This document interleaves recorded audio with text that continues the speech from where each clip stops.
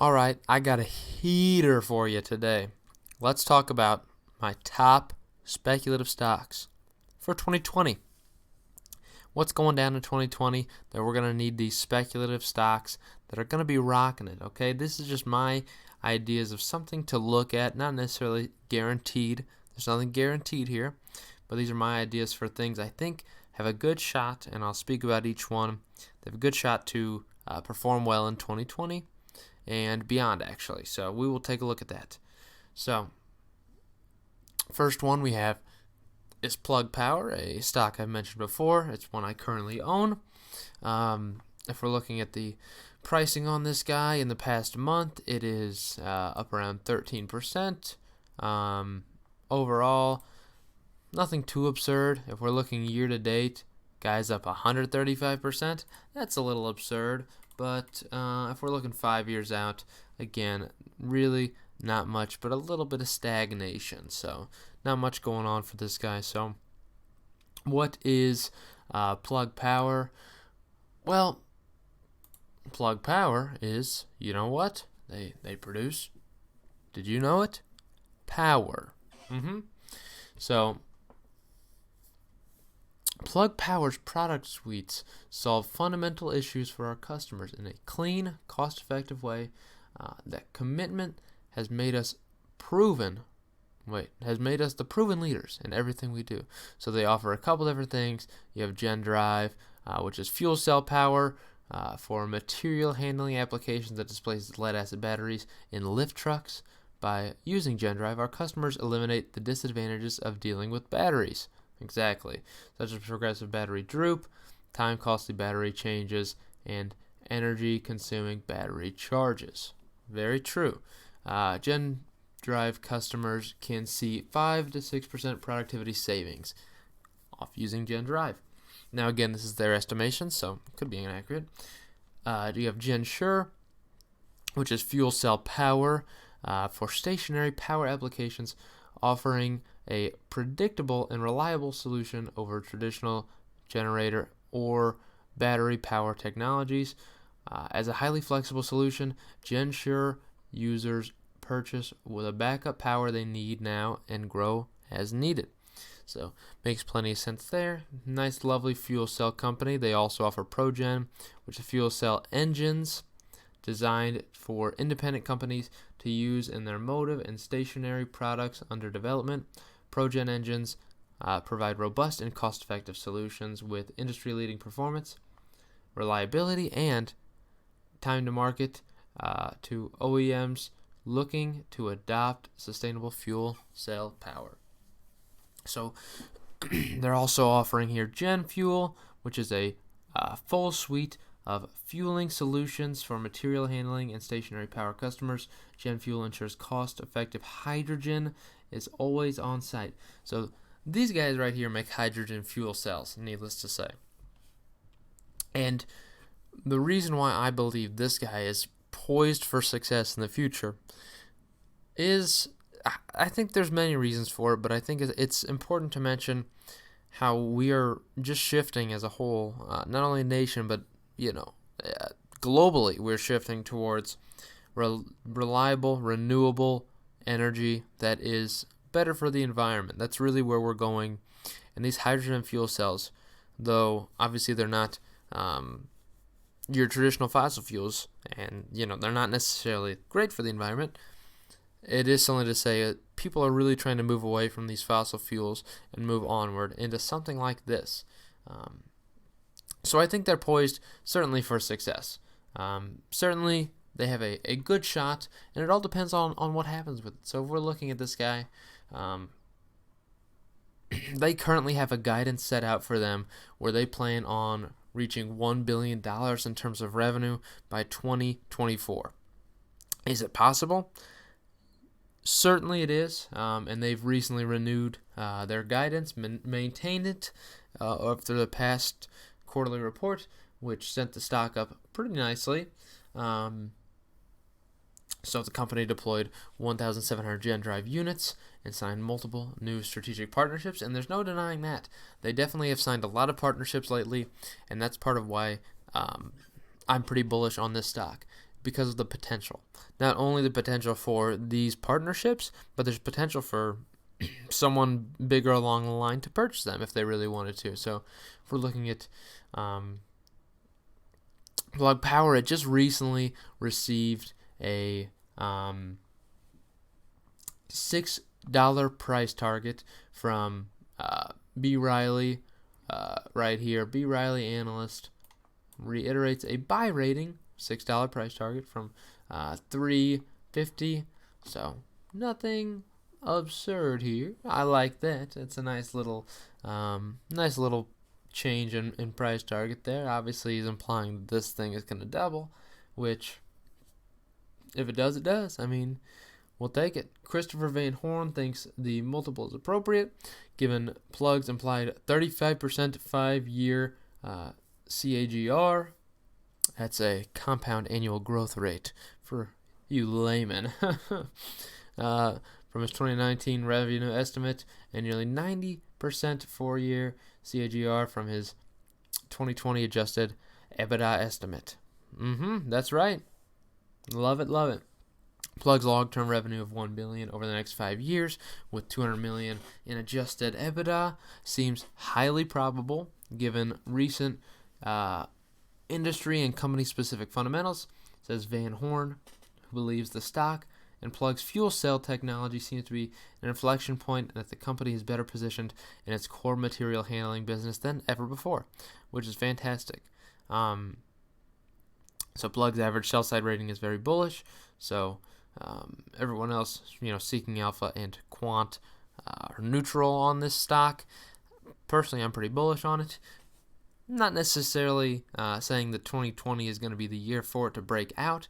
I think it's just a good stock to own for the longer term, because I think there's plenty of value that can be had from this company. If we're looking at their revenue too, you can see this pretty well consistent revenue growth since from 2014 here. It's a nice little revenue growth. It's not significant revenue, obviously. That is why it's a speculative stock. But heck yeah, I think this could be very good in the future. So we're gonna move on to fuel cell energy. Yeah, that's right. I'm getting a little absurd, am I not? So a little bit much about energy. So fuel cell energy here is obviously a global fuel cell power company. It designs, manufactures, operates, and services direct fuel cell power plants to electrochemically produce electricity and heat from a range of basic fuels, including natural gas and biogas. So another fuel-esque company, but really more iterated on the future. So if we're looking at the pricing on this stock, right now it's only a 58-cent stock. So what's going on here? If we're looking 1 month out, this thing's actually up 100% because it was actually down to a poor little 27 cents. But we want to look long term. So year to date, this thing down 91%. 5 years out, obviously there's no denying this thing's down 99%. This used to be a $250 stock, and since then, not so much. So we hit our little bubble here. Upwards over 6,000. It's always crazy to see these bubbles in the 2000s. It's wild when you look at the max chart on that. And since then, this thing is just really tanked. But I think there is a chance that this guy is potentially poised for success. And maybe that's absurd. This is one that I'm very, very iffy on. Obviously, pricing, I hate it. But if we're looking at the products that they offer, so the company's line of carbonate SureSource products from fuel cell energy delivers ultra clean, distributed power efficiently and economically. These fuel cell solutions provide distinct advantages over the forms of distributed power generation, including boom, boom, boom, as stated there. So again, this is really part of my thesis here of moving away from traditional fossil fuels and into the future more sustainable renewable energy, and that's really what this company is aiming to do. They offer the SureSource 1500, which is 1.4 megawatts of clean and affordable power. That's right, the benefits of this: ultra low emissions, quiet operation, and minimal space requirements. About the size of a tennis court. Sure source 1500. I mean, look at this thing. I mean, you could see this in a business, right? You always see that. They always have these generators and stuff like that. But this guy, which looks like a fence, it does look like a fence. Let's not lie. It's a fence from Minecraft, and guess what? This is fantastic. It just looks, it's sleek, big old. These guys are more of a mega energy type deal. So, whereas Plug's more focused on the not necessarily, fueling a building. These guys are going to be powering a building, ideally. So they also offer the SureSource 3000, which is 2.8 megawatts of continuous power. The SureSource plants are scalable so that multiple systems can be combined to provide tens of megawatts of ultra-clean energy to meet customers' power demands. And again, if you see here, look at this. Just combine two of them. Why the freak not? Why not? So we have the SureSource 4000, which is 3.7 megawatts, which has a unique configuration, but there are benefits to it as well. So that's what fuel cells are really offering. Recently, as far as why they're up a little bit more, they expanded a carbon capture deal with Exxon. So this carbon capture deal enhances the carbonate fuel cell technology for capturing carbon dioxide from industrial facilities and repurposing that into energy, really, is the end point of that. So Fuel Cell says the agreement worth as much as $60 million, not that much, but for a company like this it is. Will focus on optimizing its core technology, overall process integration, and large-scale development of carbon capture solutions.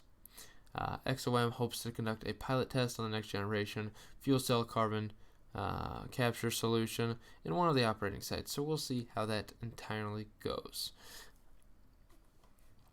That is it for fuel cell there. So again, I think there's some potential here. I don't know too much of what's going to happen here, but obviously I think that they have potential to be successful. Next, we have another stock that I love, known as that's right, Blink Charging, baby. When you think of the future, well, it's electric vehicles, and I don't think there's any denying that. And how much are we going to expand that in 2020?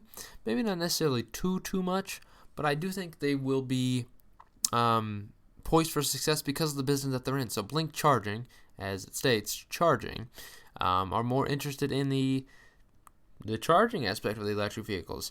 And you can't really charge vehicles without actually that network of stations in play that you can use to charge those vehicles.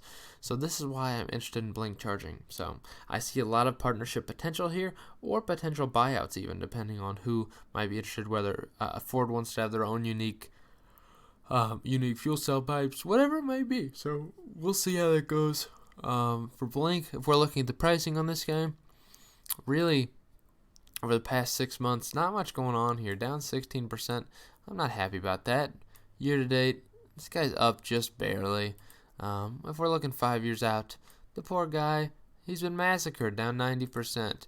If we're looking max again, well, this thing used to be very, very hyped around and then just been crushed since then. So I think there's a chance for this to certainly, I think it's interesting to look at.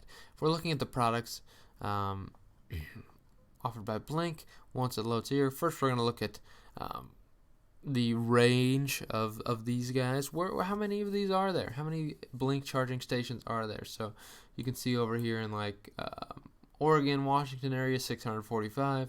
California alone, in San Francisco area, there's about 250. The Los Angeles area, around 650.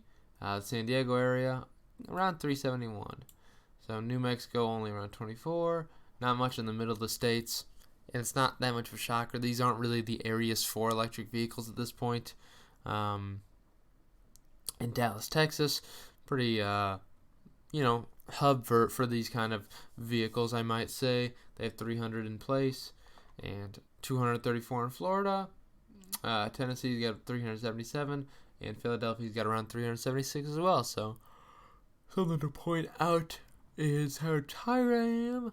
but that's okay. Everyone's tired now and then. And don't forget, there's also aid over there in Hawaii. You can't forget about that. So it's going to be interesting.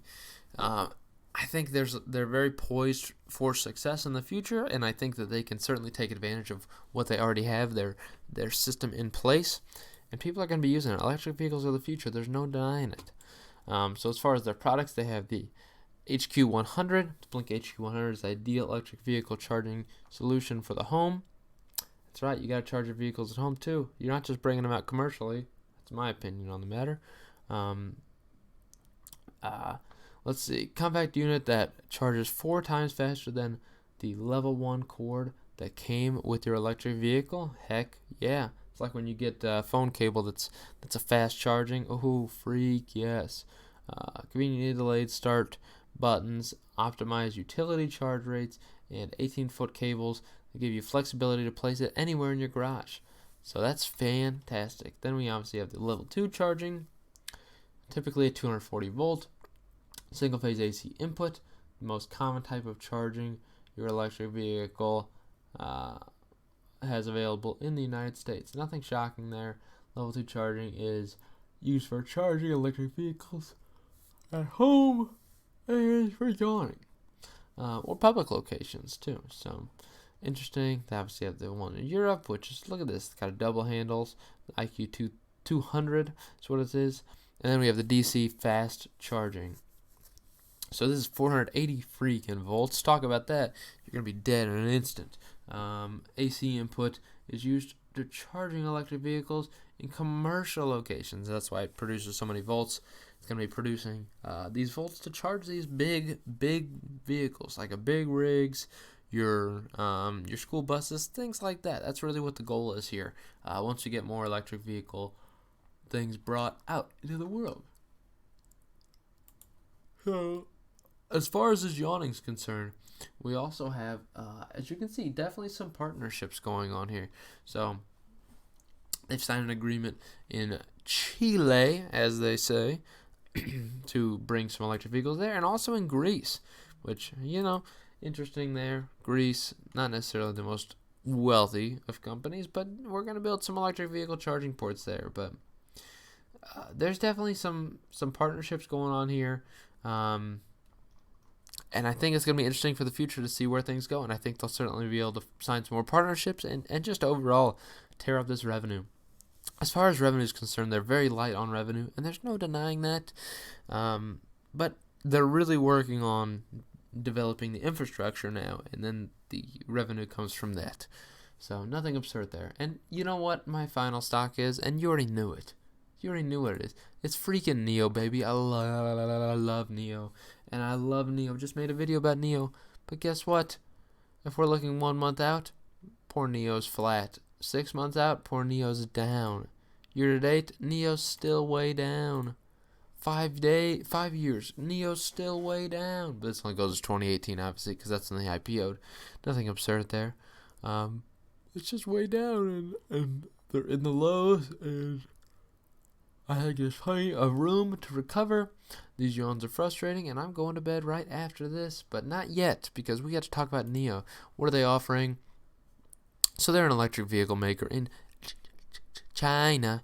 They offer the ES8 on your left here, and your ES6 as well. So the ES6 is their highest selling vehicle right now, and they are consistently posting growth. So if we're looking at growth of these guys from October to December or November, we see 4 consecutive months of growth in terms of sales. We also see some just overall revenue growth. But the real question, and it is with most of these guys, but the question on Neo specifically is sustainability. I think 2020 is a big year for them because it's a big determining factor of will they even survive the year. I think based off of what they're doing in terms of business, I think there's a good chance that they do. But obviously they've been consistently raising capital. The stock's been devalued for it already. Oh, interesting to see what goes on whenever you fall asleep sitting down, because I have to do that.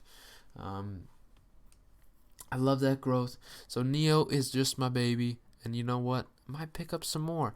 And Neo recently signed a deal with Intel's Mobileye as well, um, to work on autonomous vehicles for the consumer market, such as taxis and such. So overall, Neo has a lot of prospects ahead of it, and I think it will be a good pick in the long term.